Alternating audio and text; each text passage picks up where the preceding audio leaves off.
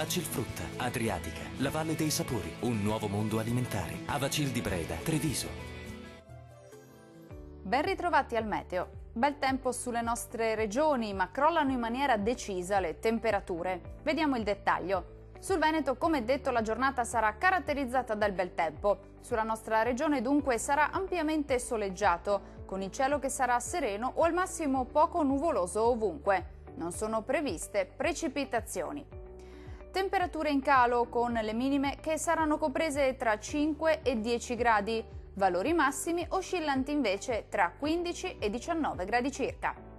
Diamo ora uno sguardo al Friuli Venezia Giulia. Poche novità, anche sulla nostra regione dominerà il sole ovunque, ampio soleggiamento dunque, con cielo sereno al massimo con presenza di poche nubi a carattere sparso. Non sono attese piogge degne di nota. Temperature anche qui in calo con minime comprese tra 6 e 8 gradi, massime oscillanti invece tra 17 e 19 gradi circa.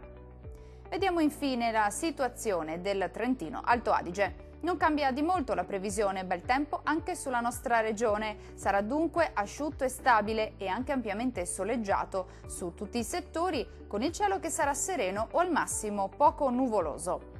Temperature minime tra 5 e 6 gradi, valori massimi compresi invece tra 19 e 23 gradi circa.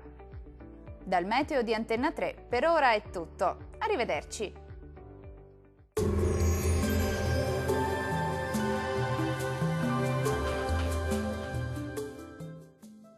Vacil Frutta, Adriatica, la Valle dei Sapori, un nuovo mondo alimentare. Avacil di Breda, Treviso.